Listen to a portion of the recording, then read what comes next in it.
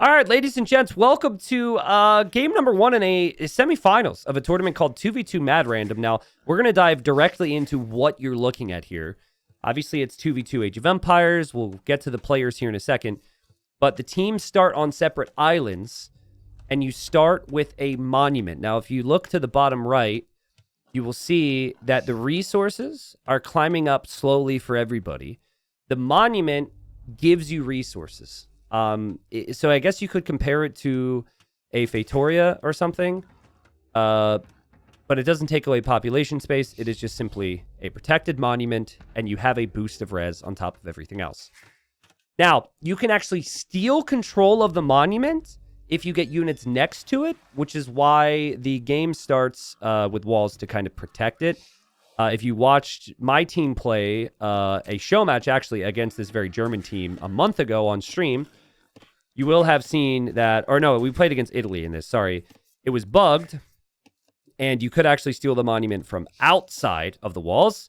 That is no longer possible. They fixed that bug due to our report, so just keep in mind, monument's probably going to be there for each player. Beyond that, you've got 2v2 islands, basically, and we have Germany here, who is the favorite. We've got Target, who's around 2,300 elo, maybe 2,400, playing as the Vikings. He's gone for the front dock here.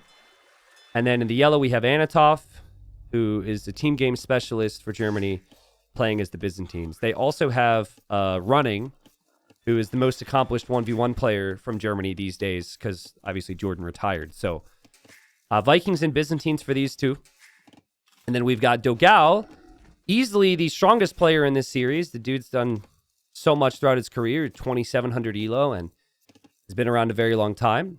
He's playing as the Vikings, and he is teamed with a 1,700 elo player who I'd never heard of before this tournament, named Floripa. And I asked Dogao, I said, who is Floripa? Can you tell me who Floripa is?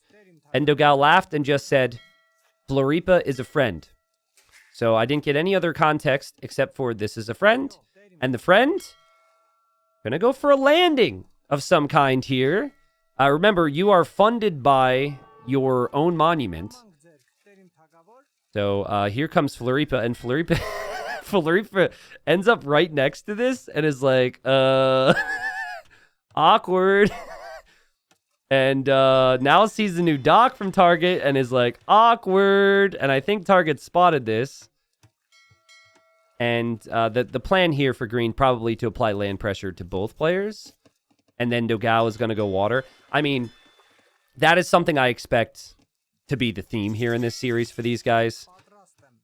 You let the stronger player play the safe economic route, especially with Vikings on a water map. Lots of galleys could be sick.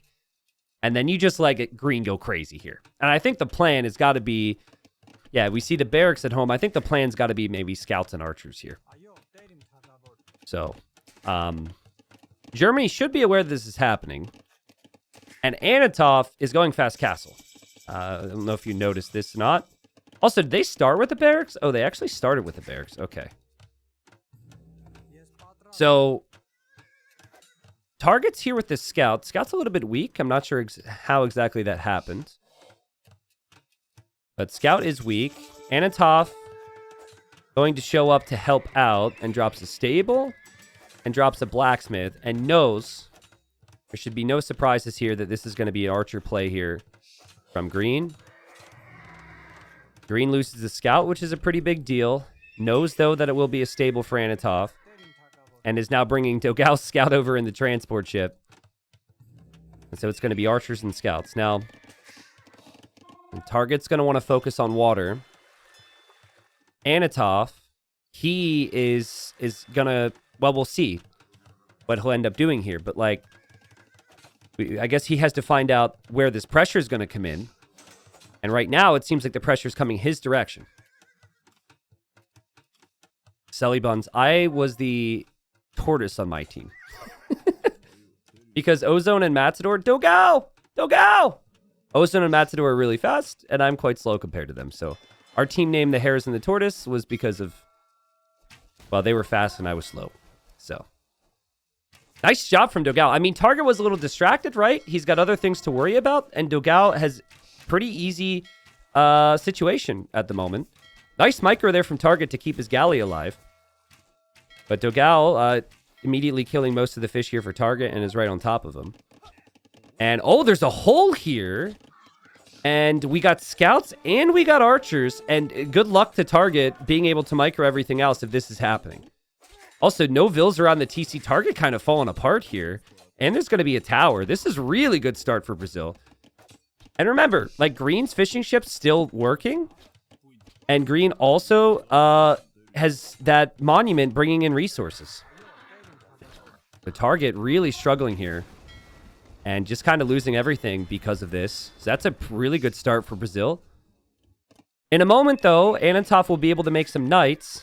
And also could make fire galleys. And also could pressure Dogao a bit.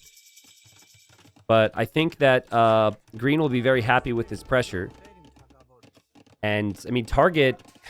I don't know what he's going to do. Like, he can't actually mine gold for the time being either. Target's in a really rough position. It's very rare that Target is this shaky to start a series as well. I've played against him many times and casted him many times as well. Yes, funnily enough, he has been the target of all this aggression. And it's pretty disaster mode for him right now. And he's not really going to be able to take many resources. As he's forced to run over here and drop a tower to protect the gold and to protect the wood. And Green is just hovering around. Dogao's moving in here. Now, he has his work cut out for him because he's up against Byzantine fire ships. Nice job from Target to still try and maintain some type of control on water here. And Green is now even taking out the boars. So Target can't take that later on. Like, Target's in a rough spot here, but he's still alive. And Anantov has not taken much damage this game and has Byzantines with upgraded fires, which could be really tough for Dogao. If Dogao looks away for a second, he could lose all of his galleys. Green's played amazing. I've never covered this player before. I saw that Dogao signed up with this player when the tournament was announced a month and a half ago. But I had no clue. Like, I didn't have any details on this individual. Remember, this area is protected by towers, so you really can't make a play for the monument until later on. So those villagers for Green, these villagers, very important. And Anantov added knights, and he's targeting both villagers separately here. So I think Green will lose land control. And all of a sudden, Dogao is on the way to Castle Age, but he's being pushed back by the fires from Anantov. Green's in a rough spot, but Green's kind of stabilized. Green's got some navy to threaten Green's fish. Or Target's got some navy to threaten Green's fish. And I would say that Germany's done a pretty good job stabling things out.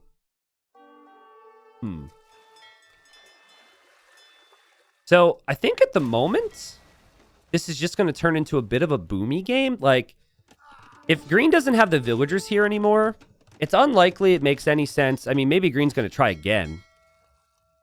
But I was going to say, it's unlikely we're going to see a lot of aggression. Green also lost a lot of archers to these knights and doesn't have many more. But we are going to see villagers back into the transport. Maybe crazy monk play could work. Like, clearly, if you're the underdog, you need to keep things messy here. And the Germans might just assume that, well, exactly what I assumed, that Green's not going to be able to do anything. Here goes Green with another transport. Dogao, 15 galleys still around, by the way. We'll be getting upgrades on those, and he's hunting for Anatov's fish. Anatov continues to try and hide those fish. Really smart thinking, just sneaking away with those fishing ships all the time. Dogao's probably going to end up making longboats here. Ooh, I don't like this position from Green with the new buildings. This is probably just inexperience, but against Byzantines, you can't be building this close. The players are going to pay attention to this and see this. And Green realizes, and Green gets some walls down. Dogao could be here with the navy and support. Nice quick walls. Dogao, meanwhile, has found the fish on the back. And guys, what a fun game. This has been a really interesting game here. Green taking some losses here against both navies from the Germans. But hey, the Vills survived, so now Yellow's got to respect this. Armenian Knights aren't necessarily that strong, especially against Byzantine Camels, but it's something. Fishing ships went down for Anatov. And they might be able to trap this Navy from Dogao. And Dogao's going to need to have... He's going to really need to shine with Navy now. Because this is still an islands game. Water's going to matter a lot long term. Target's on the way up to Castle Age. If I were Dogao, I would be telling Green right now to add TCs and just boom. Like, maybe adding a few monks, right? But ultimately, I'd say just get a big eco lead. Because Red was hurt. Yellow's going to be distracted by Dogao. Nice micro from Dogao. Really tough here. He's probably going to be trapped. I think Anatov might bring these fires through.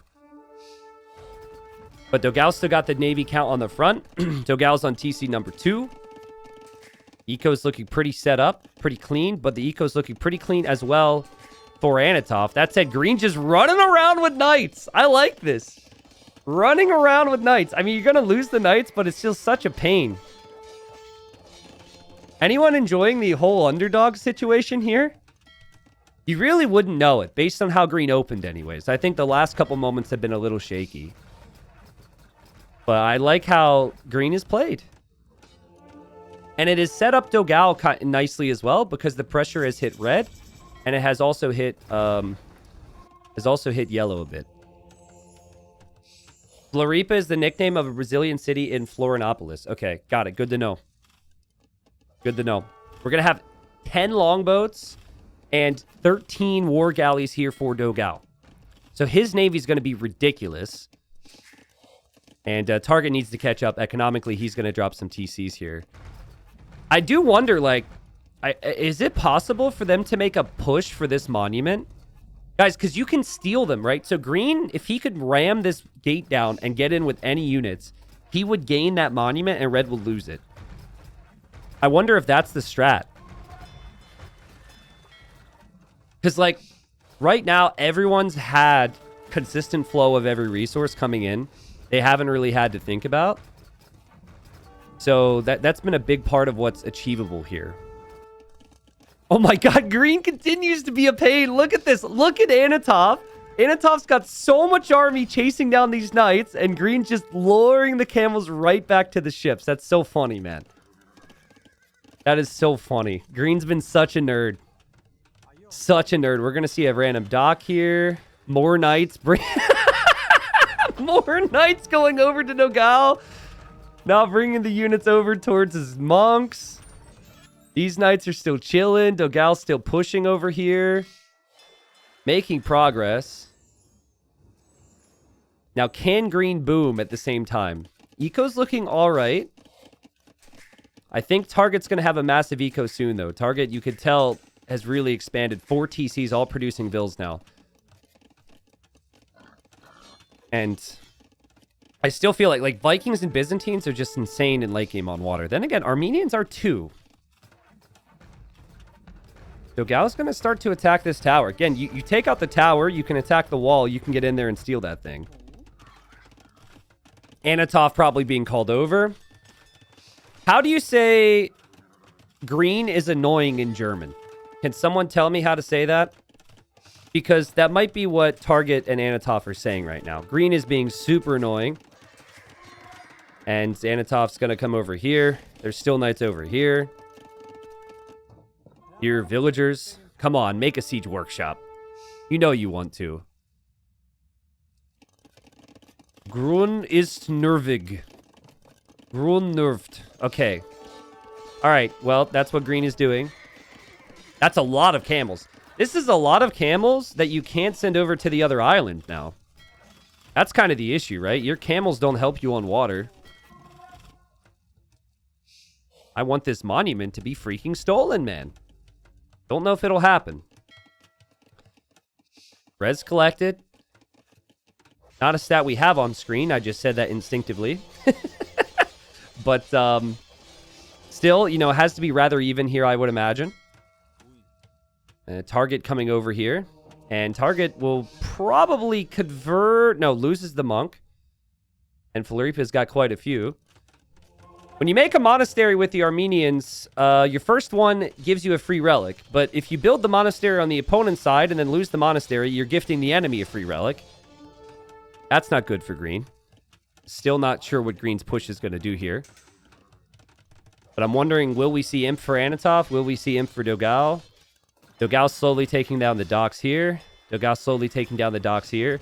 Dogao still pressuring here. Dogao has just been set up nicely by his teammate.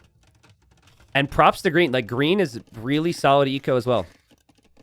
Armenians have great navies, so maybe green thinks about going for that. That's a lot of camels. That's a lot of exposed monks. And this is the end for the push here for green. It was bound to happen. And Target will drop a castle here. Germany will clear this up. We have Imperial Age on the way for Anatov.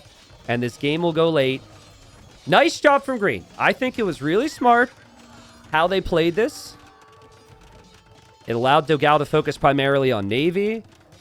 Yellow and red were forced into a lot of units that they're not going to be able to benefit from now if this is a full naval battle. But red, better eco than green, is the Vikings as well. And Byzantines can come back on water pretty nicely with their tools. The key, though, for Anatov is he needs to actually get docks down. And normally what you want is you want a castle on the shoreline to do that, but they haven't really been able to do that because of all of green's buildings here. So I wonder, like, where is Anatov going to redock to come back on water? What is this? Floripa's my hero! Floripa's my hero! He keeps coming back! He won't give up! Man, he's coming back, and, you know, he's just got to stick around. He's just got to be a real pain. And now Target's going to be like, Grun or nerfed, or however you say whatever I was supposed to say. Like, come on. And remember, like, Dogao's navy is going to get much stronger around the shorelines and, you know, pick off some buildings and kill some villagers, and who knows. So, again, I like the strategy. Red's trying to come back on water, and here's Anatov, and Anatov's going to be like, come on. This stupid guy. And he goes for petards. He's going to steal it. Do you see how yellow just took it, by the way? You see what I mean? If you get next to it, it changes to your color. I don't think it's bad to give Anatov that monument right now, but I don't think that was intentional. Dogao's got 42 longboats that he's going to be upgrading. He's just going to shred the docks. Target is a ways away from Imp. And Floripa's about to go through. Oh my god. Is he going to drop another castle? Here's the redock from Anatov. This is what Brazil has to be scared of. Here he goes. Another castle. Oh, man. Floripa. Let's go. Has had a really solid game. Petards go through. And now he steals the monument. So now he has 2 monuments giving him resources. And, of course, Red has to worry about this while also trying to come back on water. Red cannot come back on water now. He has to defend from green. There's no other choice. And then Dogao will 1v1 against Anatov, who is going for shipwright and like all types of crazy techs and will definitely have a big buildup. But even that's going to take some time. Anatov tries to even get this relic, which was denied by the Navy there from Dogao. Here come the composite bowmen. Floripa, more like Florida. I don't know. There's just something about the name. Just riding on in. Well, he's not riding anything, unfortunately. But, you know, strolling on in with his composite bowman. Composite bowman pretty good against skirms as well. It's not going to be skirms from target, though. It is going to be crossbowmen. Longboats are elite. But the castle here for Anatov makes it so they can't really progress. Dogao's going to need cannon galleons. And seems like he's well aware there's going to be quite a few fire ships here from Anatov. The thing is, if you get to like 60 longboats, your fires aren't getting close enough to that. You need other things. And green does not need to win the game with this, but man, is he going to try. 3 castles here. 3! Tripling down on this position. And we'll see how good the composite bowmen are. Here's the cannon galleons from Dogao. Pressuring away here at Anatov's castle. Guys, Germany just crushed me and my team. Just crushed us. And the lowest ranked player on our team is 2,300. Apparently, green is 1,750. He's really played amazing here. And then Dogao, of course, has played super smooth. These are Byzantine fires we're talking about. So you do have to back away when you see them.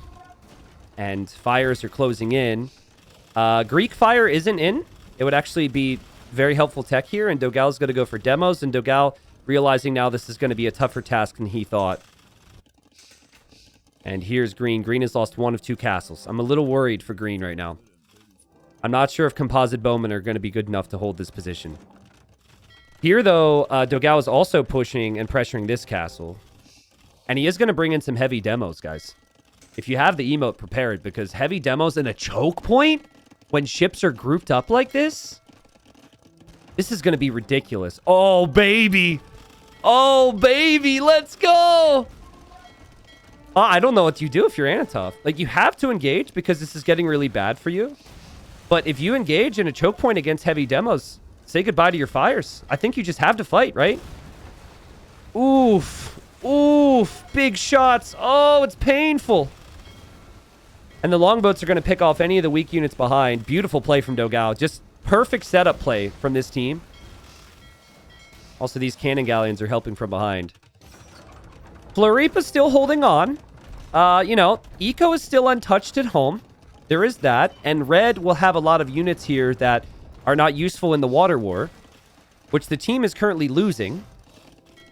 So, you know, if you don't have water control, you can't actually get these units over to the other side.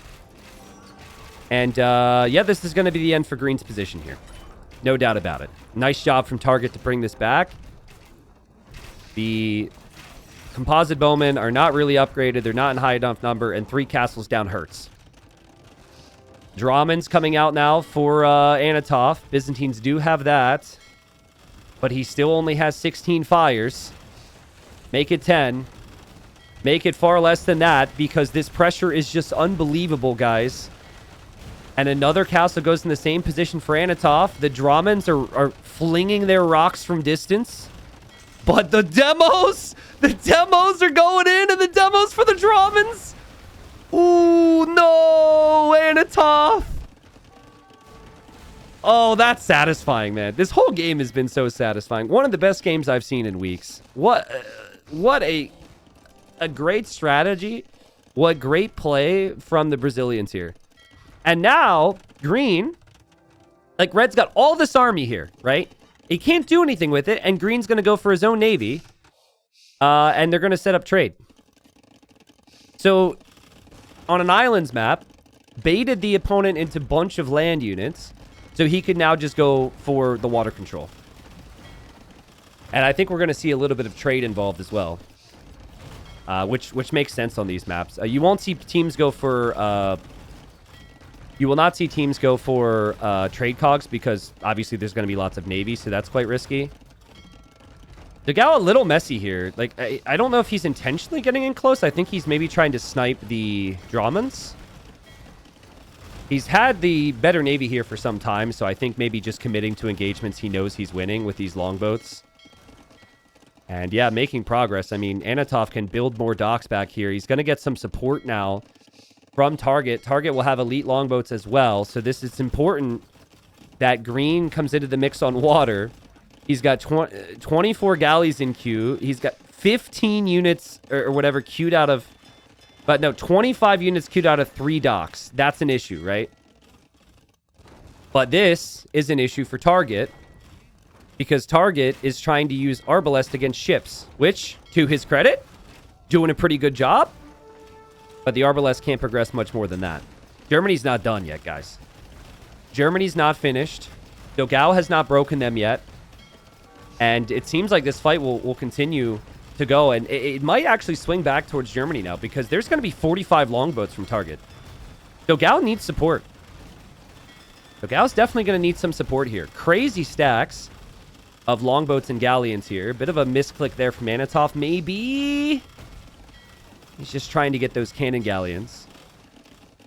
The trade will be massive, but I'm not seeing the market up yet from Green. No, they talked about it. Maybe that's it. Okay, this trade will start to happen. Green now with Navy on the front, picking away, chipping away at things. Flogao still holding this choke and microing. It is 1v2. It is Flogao versus the other two on Navy. But you got to think, there's still 35 population for red that he can't use because they're stuck here on land. Maybe, like, obviously you're going to kill them because you want to kill your opponent's units, but I wonder if it's worth it to just not. Like, if you really think about that, maybe leaving those arbs would be beneficial here. So there's just not as much population to work with for target there. Resources are looking pretty good still for the Brazilians. Flogao starting to back away. They've got full shoreline control. And we got green showing up again. He's making stables underneath trebuchets that the opponent still has there. Green can't help himself. He has to make units on land. And now he's running away with the Vils. But that's a lot of Navy from target. Oh, man, like, Brazil has this game as long as Floripa can settle his mind. He's overboomed. He doesn't have the docks. Guys, I think Germany's coming back. We're starting to see the skill difference now, right? We don't have the unique tech in yet for the... Oh, no, we do have the unique tech in for the Armenians. But the docks never went down. There's so many... Look, like, Galleon is in queue behind 15, like, 10 ships. That's a big problem. And Target and Anatov have stayed consistent. They've worked together here. Dramans get picked off. But the Dramans have also rained down some decent shots on the longboats. Population is super close, but the production is so smooth here for Germany. Green needs these techs. Yeah, this is the level difference here. The transitions into the docks was just simply too late from Green. Green's still going to drop stables, though. Green's not done. Green's not a water player, I assume. And if Green loses villagers, that's actually good because Green is actually population capped or close to it. With 160 eco right now. Guys, this would be an awful time for my power to go off. My backup battery just kicked in. I've got 10 minutes. I really hope... I really hope I don't lose. I hope my power returns. It's just a storm here. There could be a big demo shot here from Anatov. Oh, oh, oh, oh! Oh my god! Oh, that was huge! Massive losses for Flogao. I mean, he's got so many weak ships here as well. Beautiful play from Anatov. And target's still all over Floripa. And Floripa doesn't have Galleon yet. It's on the way, finally. Also, the stables are up. They're chilling. Maybe they can do something. Okay, I think power's back. I think we're good. Okay.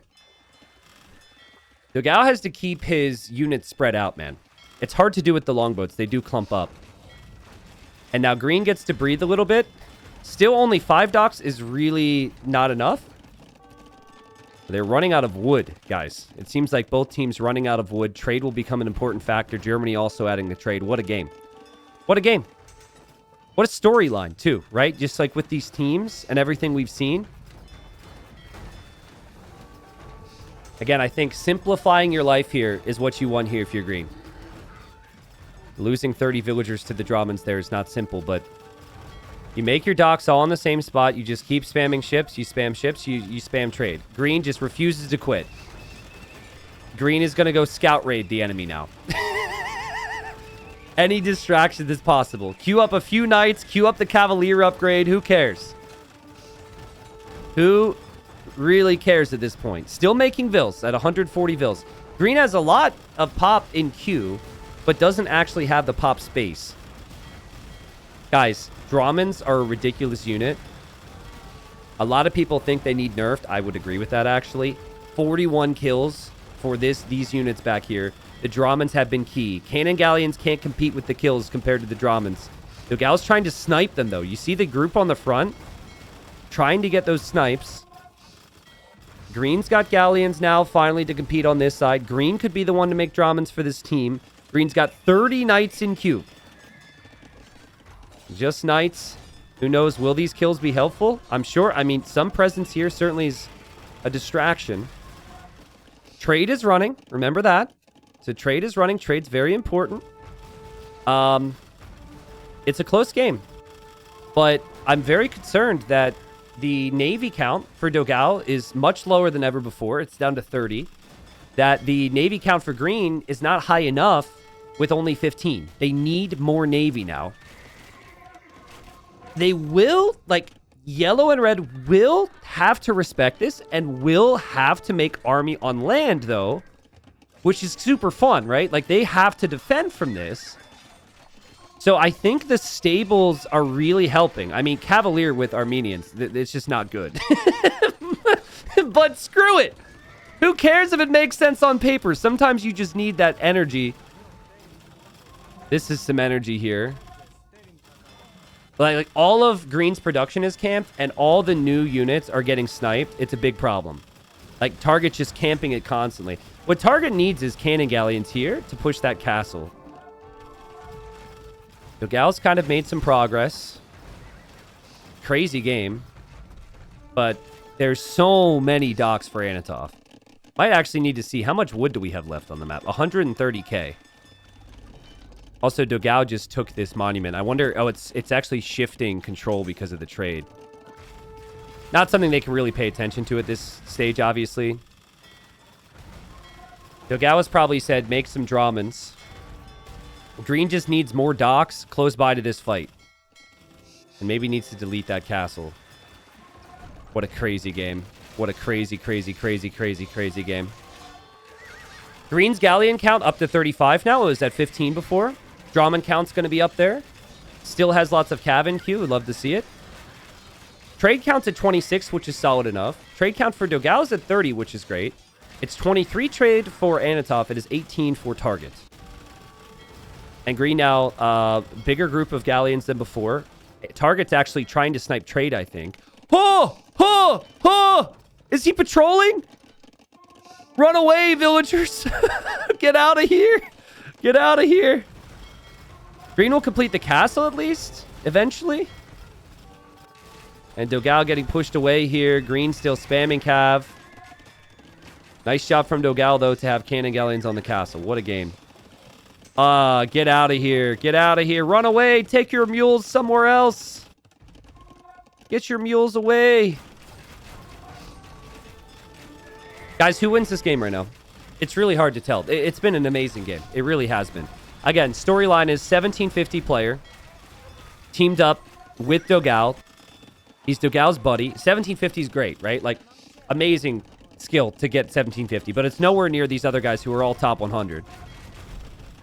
You've seen that, right? You've seen how good Green can be. You've also seen where maybe there's some issues. But there's still, you know, all this land army for Germany I keep thinking about. They can't actually use it.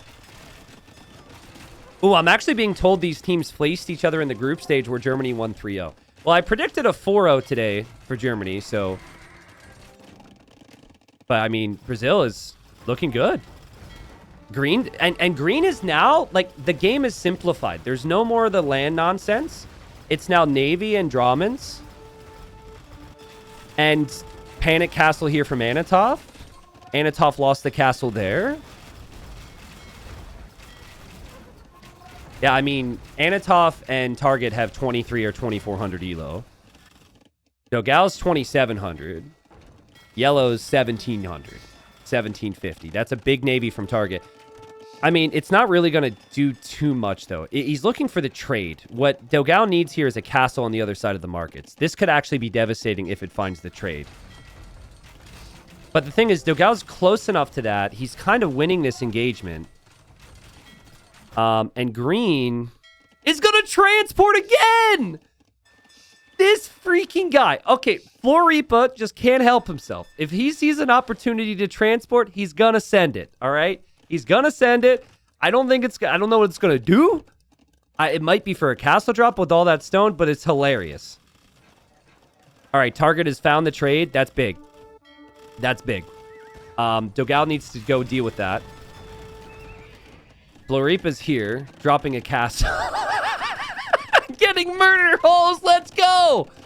That's a really important area, though, for Germany. Like, that wood line is the only wood line they really have remaining, it feels like. There's a couple others. But still, Meanwhile, decent enough progress here for Floripa.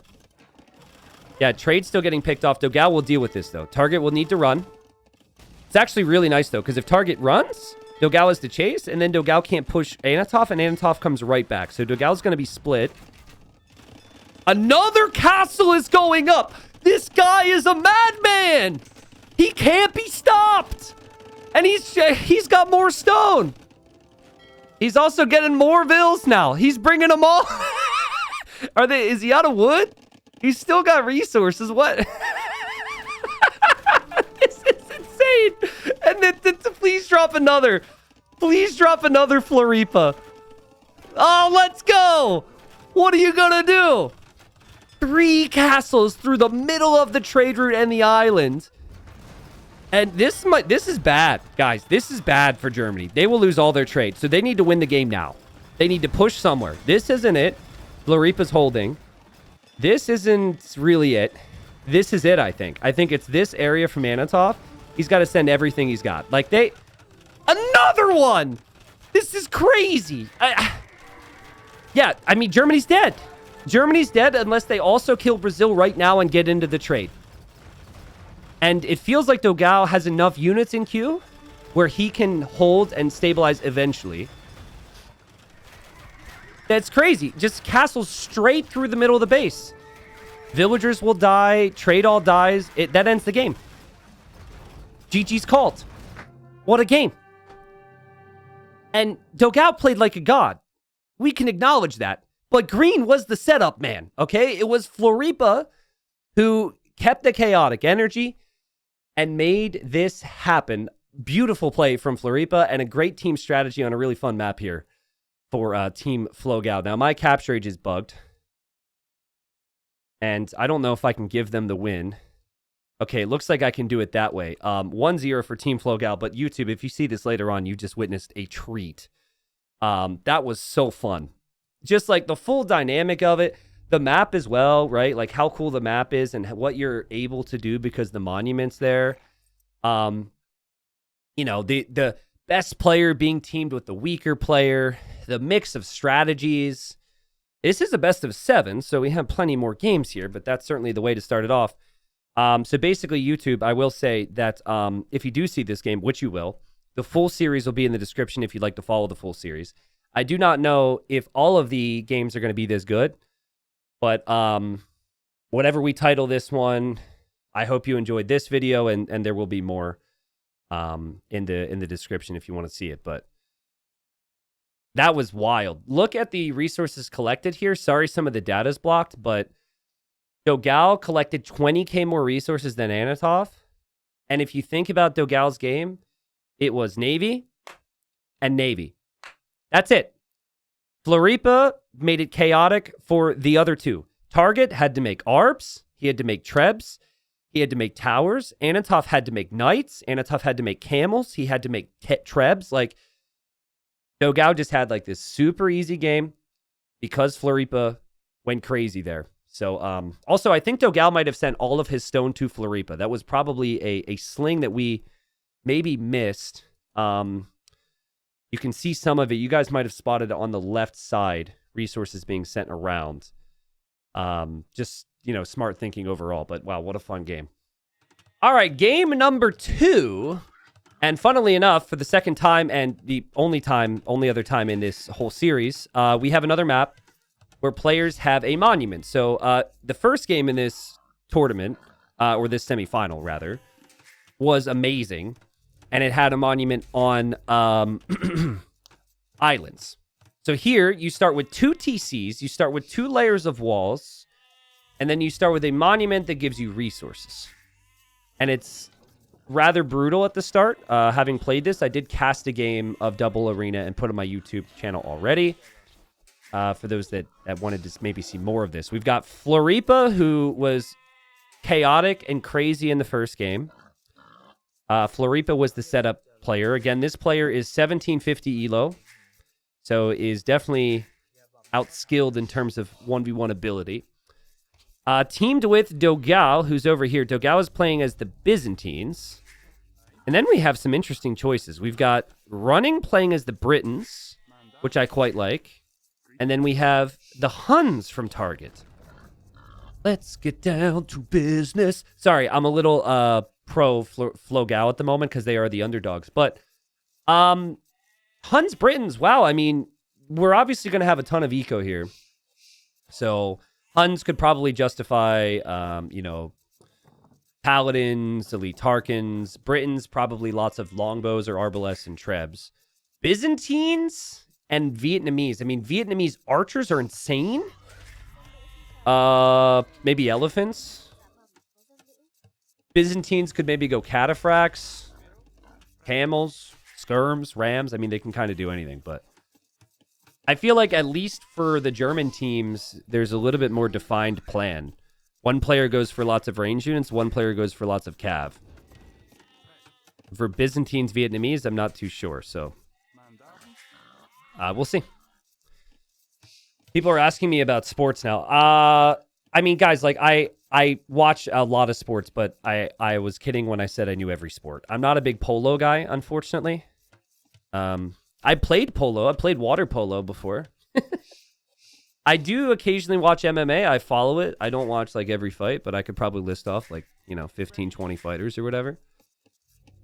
Lots of Brazilian fighters out there I could mention. Maybe Floripa is going to be one of them here. Do I play chess? I do not really know chess all that well. My dad was really into chess, and he tried to get me into it growing up, but I was a resistant child. So, my brother's actually getting into it, and I thought about maybe learning so I could play him, but don't really have the mentality to learn something new right now in my life. So, but we wait as they boom. I think like there's a small chance we might see a little bit of army in Castle Age, because they could drop castles pretty easily, so we could see unique units. We could also see maybe just some scouts for map control, because we actually played running in Target, and they did exactly that. They went scouts for map control and then forward castles with the Britain player. It was just like 2 castles on the front of our base, and then they were into our base, and it was a whole nightmare. So I could definitely see them doing that. You've got 60 villagers, well, 30 villagers per each player, right? And then you also have the monument giving you resources, so it's pretty insane. Clubbing Malicious is Flogao wins because of gold positions. Well, the game's not that simple, but I will agree with you that their golds are very good, and the golds are very bad for the Germans. But, I mean, there's still plenty of gold back here. There's still plenty of gold back here. So I think if they lose the front of their base, they're probably doomed regardless of the gold positions. There's lots of gold in the map, actually. There's 10k gold. Or 10k, 100k gold on the map. According to Capture Age here. Yeah, you can steal monuments on this map, but you have to be next to the monument. And the enemy can't be next to the monument, so it's kind of the same as before. So that is a factor to consider here. Will I be watching the Tour de France? My dad will be. I may watch it, just to have a conversation with him about it. I actually watched... My dad grew up in France, and he's a bike rider. So there was a period when, growing up in my household, we watched it all the time. But he would record it during the day, and we would watch it at night.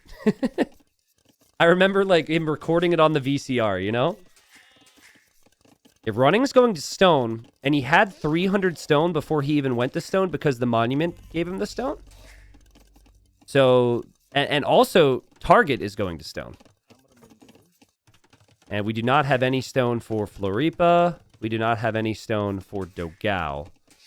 So I think Floripa and Dogao are going to go 4 TC boom.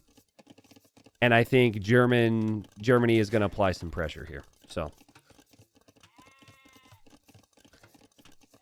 Crazy first game, man. The first game was awesome. Thank you guys for being here. Lazy Tribe, what's up? He says, hey, catching you live for once instead of just on YouTube. Welcome. If you missed the first game, it was sick. This is a pretty fun map, man. This is a pretty fun map. It kind of speeds up Arena, and it gives you more of a more possibilities. I think I might prefer it a little bit more if it didn't have the double layer wall. That way there could be a little bit more funky stuff early. But then it kind of ruins the map because it's like double TCs. You should have the double walls too, you know? You got to be careful chasing the enemy in there. Because if you follow them in the first gate, you could just get trapped in here. Which, could happen. Almost happened to me, which is why I say that. Wow, Cav Archers is the play for target. Well, that's a little unexpected. But he's definitely fighting for map control, and we have running going for a castle, probably to build up for longbows. Yeah, this might even be fast imp from them. Fast imp, longbows, forward castle, Trebor, that could be the plan.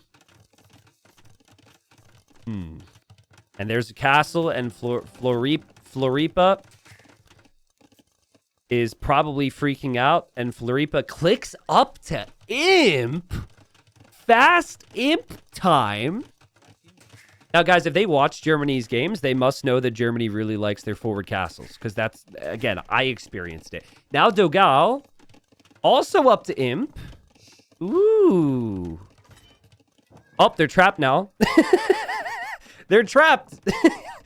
You have fallen into my trap. That's funny. See, this is why we talk about these things, guys. You think I'm crazy. You really do, don't you? Well, you're right about that, but I also am correct sometimes. As I like to say, even a blind squirrel gets a nut every once in a while. And target is also up to imp, and so is running. Hun trebuchets do have greater accuracy, which could be nice in a treb war. It's going to be Cav Archers and Trebs as the plan for target. Again, the Monument gives them eco. They've also got 2 TCs to produce lots of Cav, or lots of Vils, rather. Vietnamese castles are, I think, one of the weakest castles in the game. I think Aztecs and Vietnamese both miss hoardings and masonry. So it's not the best Treb war civ, but if you have the Trebs out first, that's obviously huge. And Dogal is going to go skirms expecting longbows. He would be correct on that. And Dogal needs to drop a castle right now. He needs to get his castle down ASAP to treb that down. He also added the spear to kill the scouts, which is funny. There he goes. Vietnamese do get hoardings? Okay, so... Interesting. I like Cav Archers. I'm going to tell you why I like Cav Archers. Because you couldn't go for Cavalier in combination with Trebs with this timing. So I think that's the logic of the Cav Archer choice, is it's cheap. You can have, lots of ranged attack timed with the Trebs. Otherwise, you would need more economy, but this has not been a boom game. This has been all about the Trebs. And Dogal will just have one castle. He's going to make his Treb, but we have 2 castles for running. We'll see if running will bring another Treb. Oh, he goes Warwolf instantly. Oh, that's dangerous. He will win any Treb war then.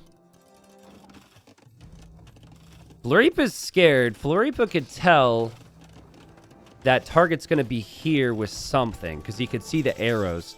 I think he can assume it's Cav Archers if he didn't see it because of the upgrades on the castle. But it would be kind of an unnatural choice in some ways for the Huns. But it will be 3 Trebs versus 1 on this side. And target forced to defend. Look at this, though. Now that Warwolf is in, Running's Treb will never miss. And Dogal's going to be like, what? He has Warwolf already? Yeah, Dogal's screwed. Dogal's completely screwed. You can't beat the Britons in a Treb war. Not if the tech comes in that quickly. This just gets so much worse. Like, your Trebs will go down, and then your castle goes down, and you have no way to fight this back. And your army can't advance forward. Maybe Dogal could just repair forever and take the castle down. That's pretty much his only choice, but those Treb shots will not miss. Oh, man. Maybe he's doing everything he can do right now. Meanwhile, on this side, the Cav Archers can't break through. Again, Hun trebuchets have greater accuracy. It's like 30% or 40% or something. But there's 4 Trebs here for Floripa. Dogal is doing exactly what we said. He's just repairing more. Oh, this is such a tough spot. And I think what happens is you eventually lose your Trebs because they'll get one-shotted, and then you lose your castle, and it might be over unless Floripa can help you. But Yeah, just amazing play from running to find the timings here. The strategy's perfect. Again, this is the Civ that they've chosen before on this map. Flogao, it does have bombard cannons on the way. He's got bombard cannons on the way. That can change things. Hold on. Let's see if running is being attentive here and notices the bombard cannons. Because if he is, he should hop out with his longbows. Maybe try and scare those things off. And Flogao snipes one of the trebs. And Flogao still alive. Meanwhile, over here, we've got feudal age archers for Floripa. But the trebs have held. Green needs to get crossbow. Come on, Green. You can do it. Again, 1750 elo player. Heart's probably beating like crazy. One of Dogao's friends. Could come over to help. Seems to be thinking about it. But needs a stronger army than archers. Also, the economy is suffering. It's just a whole lot of problems. And the longbows out of the castle. That's what you're expecting from running in this position with the Britons. And, oh! Big shot! Really big shot for Flogao. He needed something. Running got a little too crazy there. But still has his position. Still has his longbows. And as long as he doesn't keep running into bombard cannon shots, running should be fine. Green is like, you shall not enter. And I guess it's going to go rats on archers too? I don't know. There's a lot of craziness happening there. Still, there's 3 bombard cannons. 2 bombard cannons. 0 trebs. This is a problem. This is bad. 1 bombard cannon. Longbows could just be produced nonstop out of these castles. This is only going to get worse. There's so much stone and gold in the front. Target has a much better economy than Green. Green is coming over to help, but so is Target. Target is here too. Oh, no. Team Flogao. Britons, man.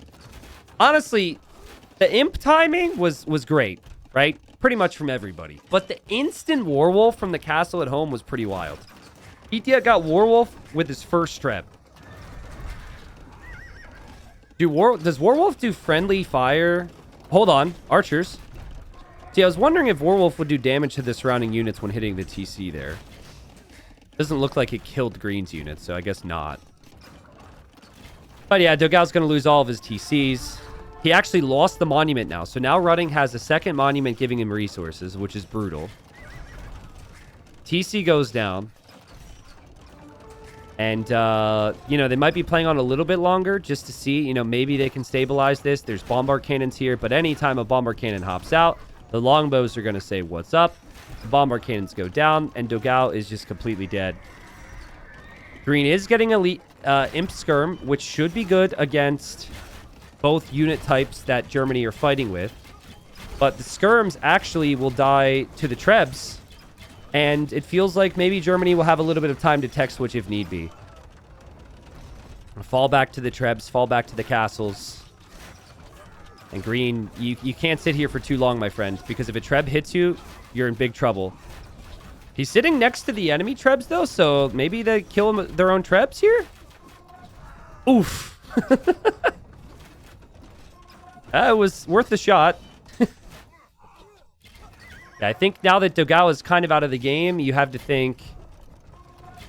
if you're Germany, you have to think, well, what can they do to kill us now? It's pretty much Green, full Imp, Skirm, Rats, and Archer, and then Target is already thinking about a switch. We might see Tarkins here. Tarkins from Target kind of has a ring to it. Because I'm expecting... Yeah, he needs an answer to Skirms. He's got a castle. He could get Marauders. There's tons of gold. I think going Tarkin or Cavalier would be the play. They're trying their best. This is a tournament. They want to make sure this is completely over before they give it up. Probably not a map they expected to beat Germany. Because I can't think of a single Brazilian pro which has ever really been known for being great at Arena. And then... It feels like most of the German pros are arena specialists these days.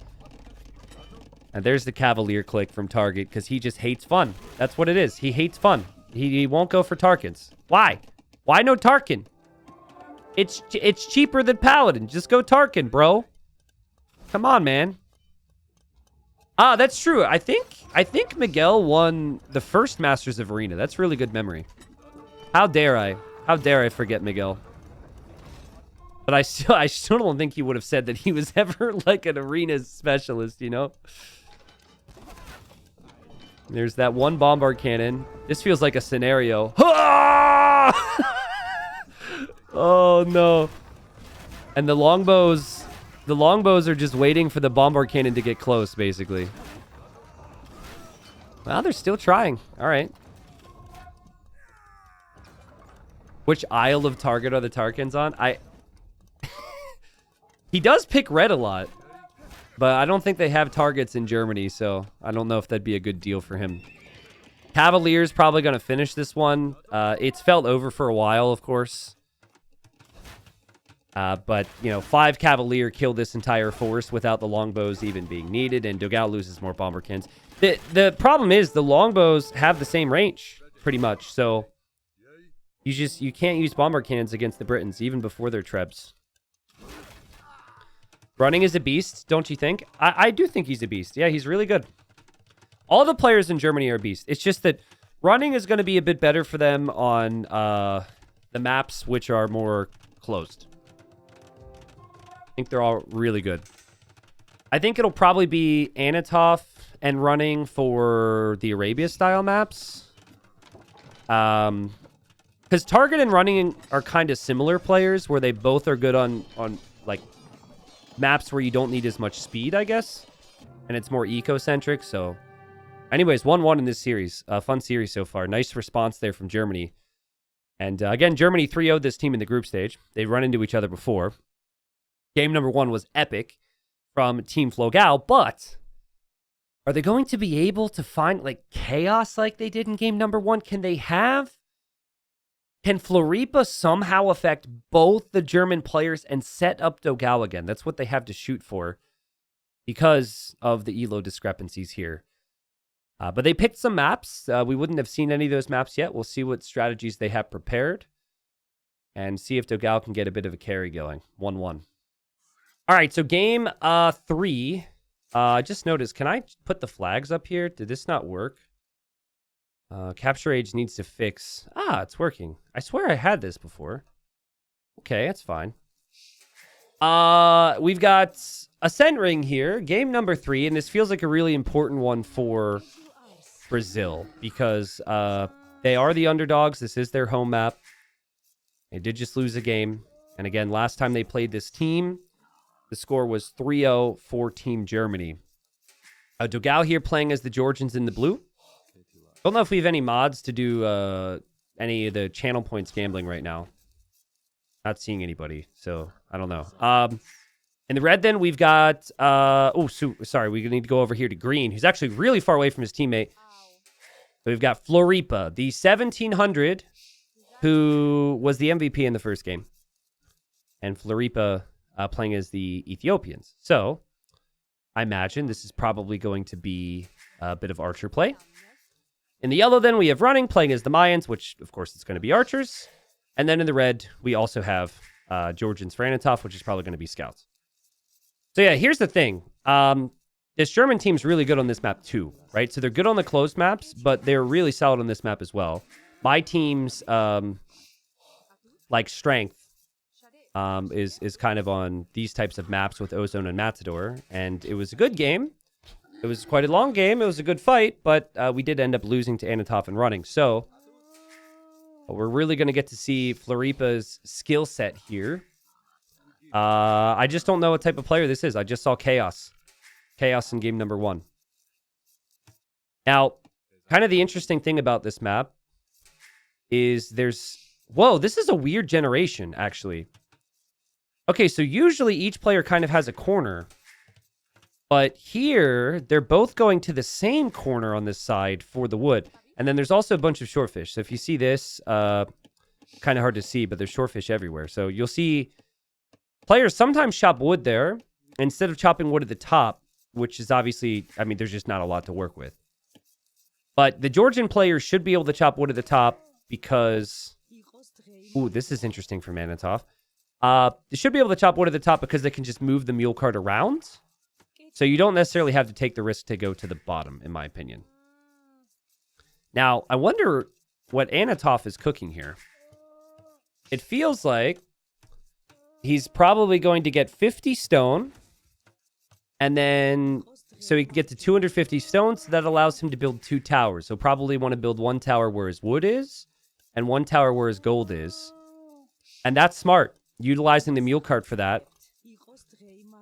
Just expecting this to be messy and expecting the need for multiple towers. Because there's a lot of games where players can only afford 1 tower. They make the tower, and then the enemy armies go somewhere else, right? But yeah, like every game I've played, every game I've seen, the players would normally be in separate corners. And they would not be in this type of a situation. So we've got a pause now. Just kind of interesting timing. But I'm guessing maybe, maybe it's just like cat in the keyboard. Maybe they need some water. I should actually drink some water right now.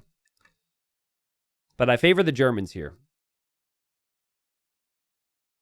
If the timing was a little bit earlier, I'd wonder if maybe if this was an unintended type of generation that they would reach out to the players, but it's not bugged. Like all the resources are there. It's just the positioning of it's different. So T90, how do you like your coffee?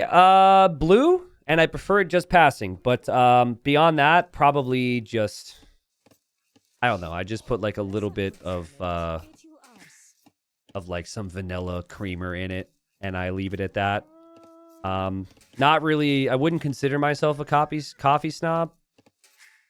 What's interesting is at the Hidden Cup viewing party, 2 people came from Colombia to Florida, and one of the individuals from Colombia gave me many gifts. He gave me like a paperweight that he made that said T90 official on it. He gave me a little, I think it was like a magnet, and then he also gave me Colombian coffee. And so I've been drinking that for the last couple months. It was very nice to fly all that way and also bring gifts. Got some devoted fans. People were so nice, man. It was so cool to meet people. But I will say that was way better than the individual from Uruguay who showed up and immediately shoved his phone in my face with a screenshot of when he beat me in ranked like a year and a half prior. Some guys are on 2K. So he's like, hey, T90, nice to meet you. Boom. Shows me his phone, and it's showing like plus 28 elo or whatever. He's like, do you remember this? The sad thing is I remembered it. I remembered the exact game. I was like, you bastard. It's funny. I actually played him again a couple days ago, and he had changed his name. He's like, do you remember me from the meetup? I was like, the Uruguay guy? He's like, yup. He's like, Sebastian's been training me. And I'm like, I'm sorry, I can't let you win again. And it was a good fight. It was a good fight. He's not going to be shoving his phone in my face at the next meetup. Let's just say that. But I respect it. Like, you guys think it's funny. I thought it was so funny. I was not disrespected at all. I thought it was so freaking good. So, let's see the scouting here. Okay, so Running has located Floripa. And Floripa has located Running, but look at these walls for Floripa. Dude, Floripa, just keep it simple. Don't try all this walling. That's crazy. Ooh, okay. Running tries to get the quick wall down. Floripa being a nerd. Nice job. Going to be a tower here for Running. That's a nice spot. Nice little nook. It protects his wood and it protects his gold. Floripa really wants that villager. Oh, God. Oh, that is a scout that looks like it regrets its life. And now that scout's pretty ineffective. We have the range. We do have the range. 2 ranges here from Floripa, who's going to go archers. And then we got scouts from Dogal, obviously. There's the tower from Anatov we were expecting. Still has 125 stone for a future tower. Anatov will also go scouts. And Dogal also trying to get these big walls down. That's crazy commitment to walls. But, like, you could take shorefish down here. So that's really valuable food income. Which is something that Anatov isn't doing. He's just opting for farms. It looks like we have a bit of a double forming on Floripa. And Dogal It's hard to communicate this, but you should at least be letting your opponent know you don't see your guy yet. Like, that's kind of the main thing that you communicate. Or here, Floripa could say, hey, red's here. I see red on this side. And now Dogao will have an idea. But, like, I don't think Dogao should do a lot of supporting his teammate here. And what I mean by that is you try and stabilize your teammate who's 1700. I don't know if that's going to help the team. I think what helps the team is 1700 does his best and you go kill fast. Anatov probably should be letting Running know now that Dogao's on the way to him. Because Dogao has left his base. And a couple scouts get weak. Of course, these are Georgian scouts for everybody, so the scouts will regen slowly. Here comes Dogao. And Dogao's over here at Running's base. And Running could have some problems here. Kind of awkward for him. He does have an army here, though. And Floripa sees this. But Floripa, you can walk over the shorefish, I think. Well, he's going to build some palisades. He's going to try and buy himself time. A nice shot from Anatov here to support. This is what you shoot for in this type of a map. You want the fast 2v1 with archers and scouts. You want to be the first team to justify that. The tower does make Germany think twice about going in here, though. You dive too deep underneath that tower, you could be trapped. Dogao did get most of the walls down. He's still open, which is crazy. But there is a difference there. The fact that he's collecting food from shorefish and farming versus just straight farming, it could give him a bit of a boost in theory. But, I mean, farms is just the best long-term. And we're going to see another group from Germany move forward. I'm waiting. You could tell there's a lot of stress for green right now. And there continues to be a lot of army hoovering around. But they don't see Green's army. Dogao comes over. Dogao sees the army. And, oh, did you see that? Look at the plays from Floripa. Top 10 plays. Let's go. Into the TC, out of the TC. Surprise, buddy. I like that. That's good plays. Making lots of archers. At the end of the day, army number is king. You do want eco, right? But army number is really what you need here. You could never make it to Castle Age here if you're Floripa. As long as you continue to produce lots and lots of archers, you could be okay for the team. But this army is now doubling over to Dogao. I think Dogao senses that. And so he's headed home. And he's getting bloodlines, he's getting armor, and Dogao actually tracking that wonderfully. If you see these 3 scouts, then probably the rest of them are there as well. And now he sees these scouts, he should know the archers are following. Meanwhile, here we go, Floripa moving in. Ethiopians, faster firing. Took him a second, but he finds some good engagements here against Running.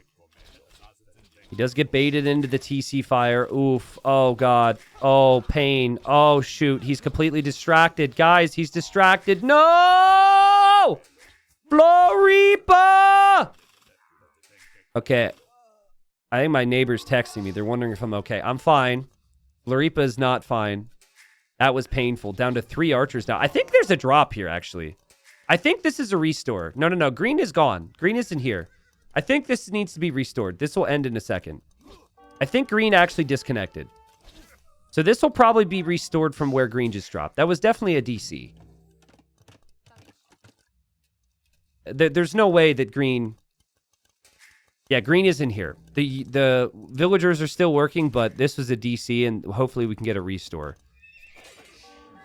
And yeah, there's a pause. That's probably, oh, well, okay, the Green is out of the game. They probably immediately pause. They're going to restore this.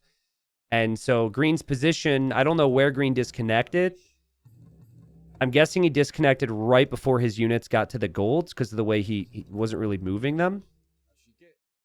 And yeah, guys, just let's see. All right, so I guess an update. Yeah, update for those that are wondering what happened. Basically, in game number 3, there was a drop where Floripa dropped. Floripa's now in the blue, by the way.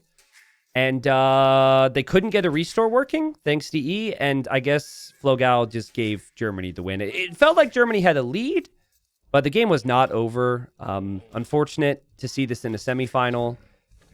I think part of it might be the smaller prize pool and the fact that Dogao and Floripa do consider themselves maybe the underdogs here. So, they could have replayed it maybe. I don't know if Germany fought them on that. I doubt they would have. But we are here game 4 now. We've got Floripa playing as the Japanese. We've got Dogao playing as the Persians. And then we have the Japanese here for targets.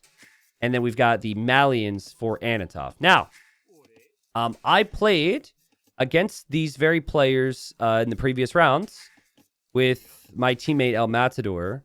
And I'm going to tell you what Anatov did. And it was kind of genius. Now, I applauded him earlier. I was talking about how he prepares for this stuff. And it's a smaller tournament, but he just doesn't play ranked, and he takes tournaments very seriously. Check this out, okay? So, most people are going to dock here on the shoreline. He will find these little... Okay, Dogao's actually doing the same thing, so...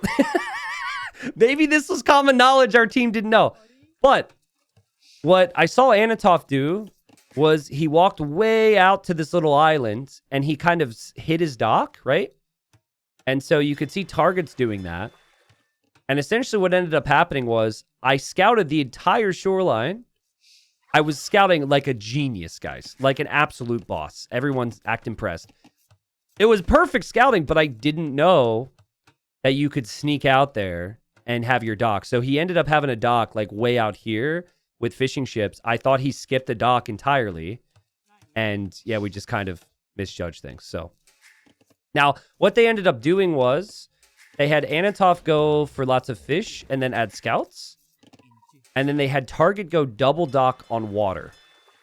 Whereas our team, when like we would add the fish in Dark Age, but then we wouldn't really go water at all. We'd go scouts and we'd go archers. So it is possible to send Navy through these little rivers. Thus the name, I guess, Flooded Cross. But hard to catch all the land army out. So, but again, the colors have changed. Dogao's now in the green. Floripa is now in the blue. So keep that in mind. Floripa, again, 1750 elo. A player who's Dogao's friend and played like a beast in the first game. Game number 2, really aggressive from Germany. Played pretty solid there too. And then obviously game number 3, there was a disconnect. So I'm excited to see more of Floripa here.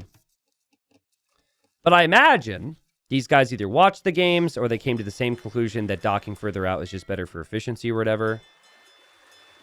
And they shouldn't miss out on the scouting of the docks. So basically T90 wasn't prepared. Well, so think about it. The winning team of this tournament, there's a lot of really good teams and talented players here. The winning team gets $95, split 3 ways. That ends up going to $30 per person after a month and a half of a tournament, right? So it is a smaller tournament. $30 is $30. You get to play with your boys. That's awesome. Nice job there from Floripa to snipe the Vil. But like, in a lot of players' case, they're going to play for fun. They're going to play for experience. They're not going to practice and train, right? But Anatov's teams, whatever this is, anytime he's playing, they just come in so well prepared and they view the game so nicely. And I imagine a lot of that comes down to testing. I've heard stories of Anatov he sent the entire team of Germany during Nations Cup. Nations Cup was a bigger tournament, builds for every map. So it was like, okay, Germany's going to play Nations Cup. Anatov says, hey, here's like 18 pop galleys on migration. Here is the Nomad build with this civ. Here is this and that. So he's had like 10 different builds. And a lot of times he did multiple builds for different civilizations, civ specific for different maps. He's just an amazing player. But what you don't see is he doesn't play ranked. He doesn't play 1v1 tournaments. So yeah, I don't know. Like when we lost to them, I was just like, well, they were more prepared. I was like, that was brutal. Like we didn't expect that one at all. So I respect it. I respect it a lot. Typical for Germans, not gonna lie. I get the joke, but that's not typical for Germans, really. There's been a lot of unprepared German play, right? And we're not gonna list it off. It's just for smaller events, you just don't expect that level of prep. That's just what it comes down to. So let's see what the builds are here. Still one dock for Dogao. We got the stable for Dogao. To be expected, I think. Now he's up against Target. Target's doing the same thing that they did against us. He goes full wall. and he goes double dock galleys here. So his goal is to dominate water. And then Anatov, he is going to mix in a fire galley, but he's going to go for scouts and full walls as well. So yeah, this is essentially, Floripa is kind of opening how our team did. You go Archer Scouts, and Fisher, not something you completely forget about, but you just don't invest as much into it. I think eventually Target may mix in the Archers if he feels it's necessary. But yeah, fishing ships are a pretty big deal. Galleys are on the way there from Target out to kill Dogao's fish. Target's scout is alive. It's interesting his scout is over here. That's such a weird spot for it, but he's got to expect that there's going to be fish out there eventually. Now, what you need, this is good for Dogao to have the fire galley out. Like, this fire galley is going to kill the galley, and it's a little sloppy from Target to be there. If this is how Germany's playing it, you need Floripa to combine with Dogao on one player. And so we'll see if they can get that job done. Like, getting over to Anatov right now would be really valuable, for example. But he's pre-towering because he expects that pressure. And it's tough to do damage, right? Like, you're looking for a player to be open. And anywhere the Flogao team, sorry, it's kind of weird to say, is going to go, they're probably going to run into walls or that tower right now. So Floripa's probably saying, hey, maybe we can attack the gates. And, ooh, wow, there was a hole there, and Dogao, his units just bounced right out of there. Meanwhile, Fire Galley comes over from Anatov. He's going to aim to kill all the fishing ships here for Floripa. Floripa is making a Fire Galley. He hasn't been caught out yet. But here come the galleys from Target. And now Target goes Archers. So he goes Navy first and then delays the Archers. It's just a difference of approach. I think the big thing that they could be doing to Target right now is at least taking him off of gold. And yeah, here they come. They've come to the same conclusion. Anatov patrolled this, guys, and it is clearly focused on other things. It didn't find any damage there. So it's actually come back. And then Target's going to kill all of Dogao's fish.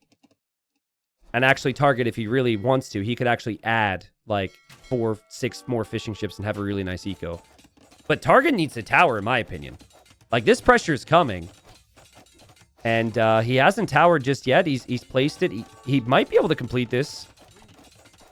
Unfortunately, no fletching for Floripa, but this is some damage here. That's going to be one villager down.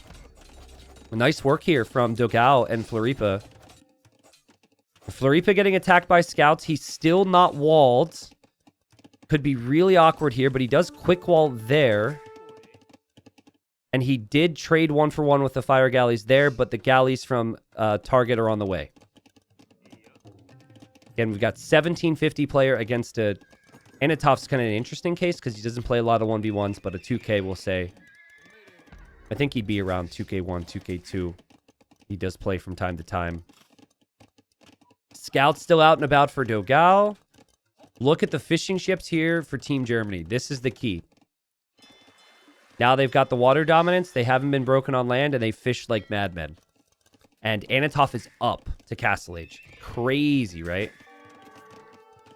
The scouts also get over towards Dogao, snipe a Ville. Dogao's not walled yet either.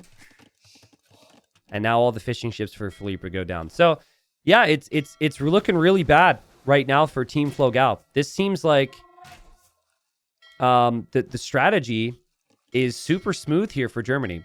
And the fish can't really be harassed all that much. I mean, you could try and maybe kill one, but Anatov could just make a demo. Like, you could tell he's waiting for a demo. He just stopped his fish. He's not fishing anymore. Also, maybe we see Target come over with some help. Dogao is up. Does not have fishing ships. 38 eco right now. And it is 44 eco for Target. It is 38 eco then for Anatov. And Anatov will be in Castle Age in 50 seconds.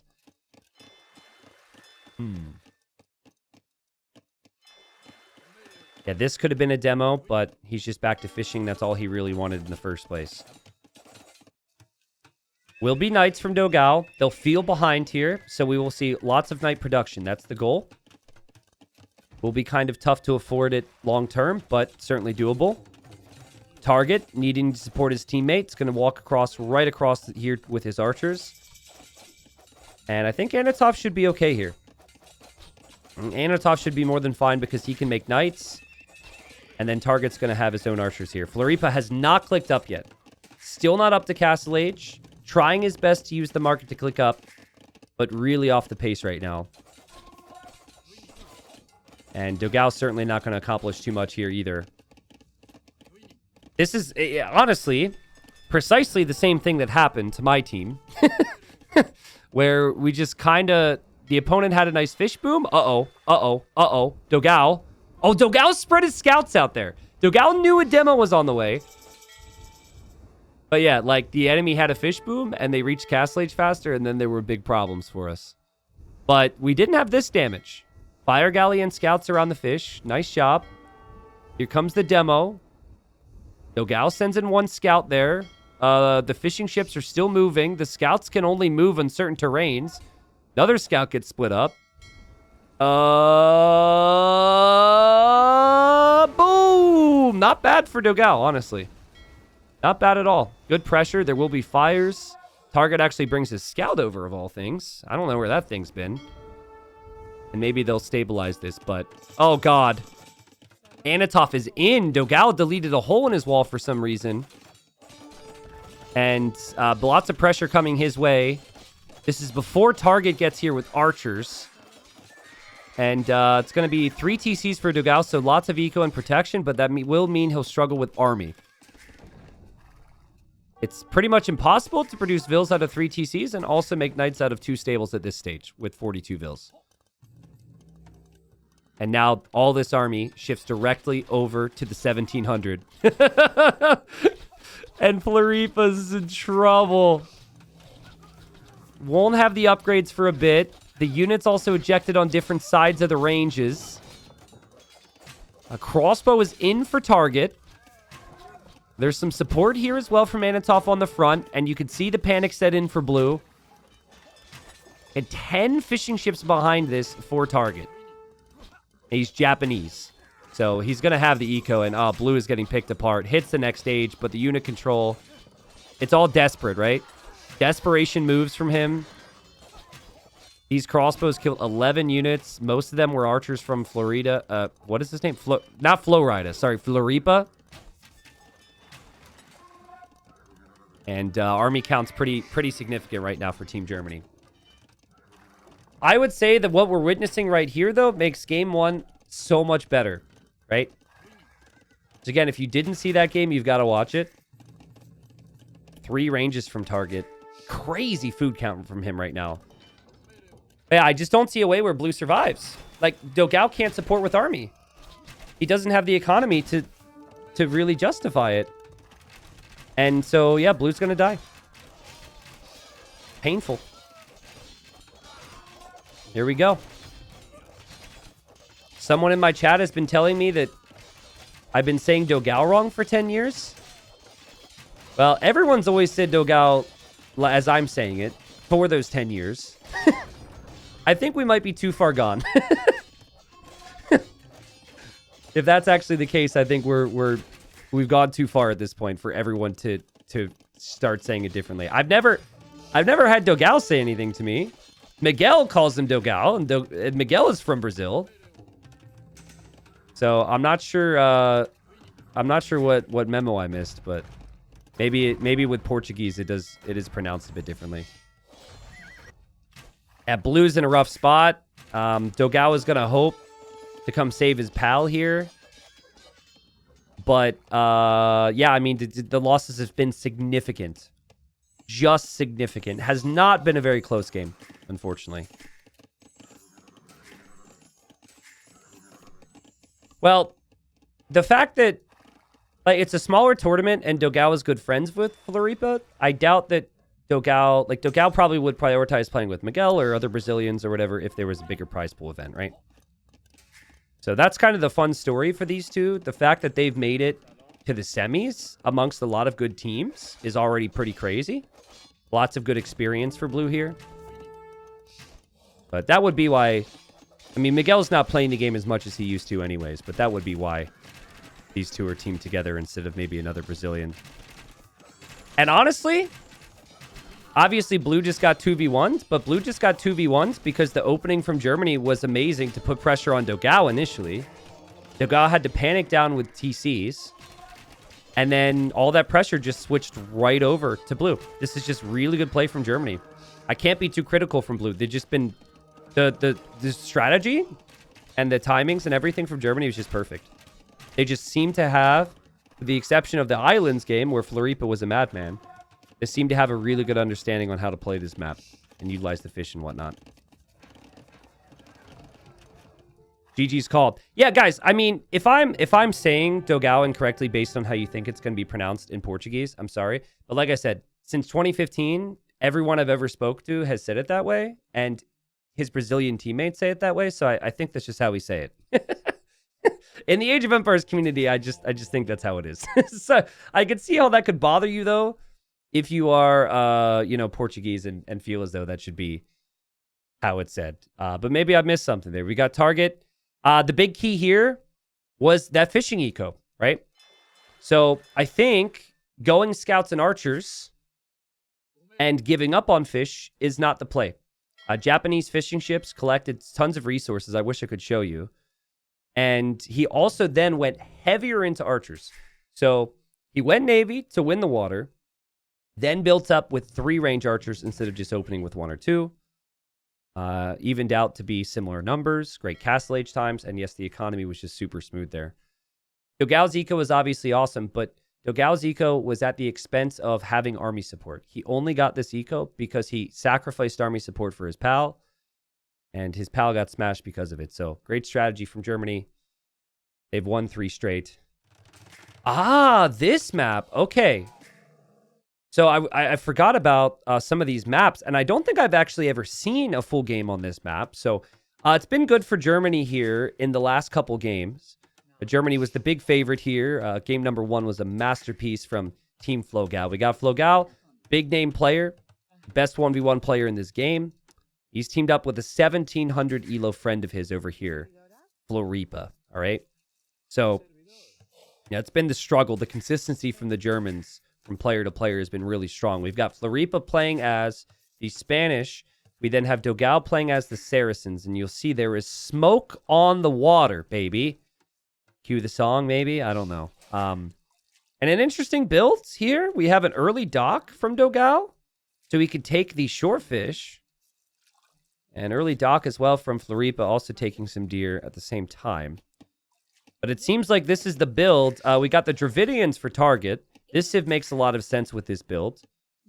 You do get population space from your docks, so it makes it a bit smoother.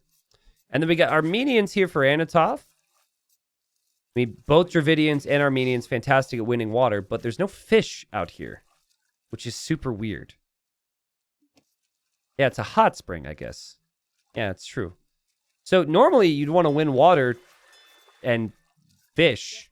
But here, I guess you might want to play land on the sides. And maybe some Navy control could be helpful later on, but I feel like maybe in Feudal Age, you might not want to go that route. Now, walling should be pretty easy. I think you could see players walling from their wood lines towards the shoreline. You cannot fully wall, though, so land units could pass over the shorefish, for example. But yeah, score 3-1 for Germany here. It's been a fun series. I like the builds. Again, my team always banned this, and I never had seen any games on this. But these guys seem to know what they're talking about here with these builds. Spanish Saracens is interesting, because like this doesn't feel like a strong scout rush map, which is something I'd think about with the Spanish. So if it's not scouts, I wonder if we're going to see conquistadors. Be tough to go fast castle here. Saracens are awesome with archers and with galleys, so that's kind of an option for Dogao here. Also, guys, if you're still watching my stream, can you smile in chat right now? Because I just had my chat say disconnected. I think I'm still live. I think everything's fine. Oh, God, there's people frowning. Oh, no. Oh, shoot. Okay, we're disconnected. What, so chat can't help me? Chat can't hear me say that you guys have a horrible sense of humor? Oh, thank God. You guys... Okay, I think we're good. Oh, my chat reconnected. Cool. All right. Thank God I'm no longer alone in a room talking about a 25-year-old game by myself. I have people here. This isn't weird anymore. Woo, we're saved. I mean, these are going to be some really quick uptimes. Look at these builds, bro. Again, if they win this tourney, they will play a qualifier, I believe, a show match, which had no money on the line. They stomped our team. That was fun. Couple rounds, all these different things. $30 per player maybe for the team over the course of 2 months of games. And they just show up prepped anyway. It's all about the glory for these guys. It's crazy. I gotta respect it. And again, like, I've spoken to Germans who played with Anatov in Nations Cup, and they're just like, yep, it's all Anatov, man. Like, he just shows up. I don't know. Maybe the target's been the mastermind for this tournament, but just really impressive play, in my opinion, to have this type of build streamlined. It's clearly the same exact, like, designed build from both. And they're going to go Navy here. Huh. I guess, here's the deal. If you go Navy, you control the shorefish, and then that is all your food income, in theory. Right? Would be kind of interesting if Dogal sees the TC. He might be able to go under it and steal the geese because there's no villagers around there. So, sees the 2 docks. That may or may not surprise him. It looks like he wants to win water with the Saracens. And Dogal's going to be like, what? They're up at 8 minutes? And they thought their build was fast. Walls here from the 1750 green player. He is pushing in some deer. Hasn't fully walled. There's still a gap here, which will need to be plugged at some point and scouted. Galleys are going to be coming out from Anatov, and then we're going to see fires and a demo. Oh, God. Oh, no. Target is so pissed about game 1. He still remembers that. Ah! Run away! No! He's like, and that's for the castle drops. That's what you get for dropping 4 castles in our trade route. That was amazing. Oh, that's so smart. Green did see it, but he wasn't able to get away fast enough. And now there's fires out. I mean, Dogal is going to go galleys. Anatov already sees him. And then we have full stone walls. My goodness. Because I think he's a little scared of anything that could come on land. It simplifies the game if you can just go for the walls and then focus on the water. Full stone walls in case there's any crazy pressure, I guess. Well, it's looking rough here, guys, because what the Germans are able to do is take the food from the shorefish. They can't actually fish boom, though, so I don't know. Like, maybe the fish is kind of overrated.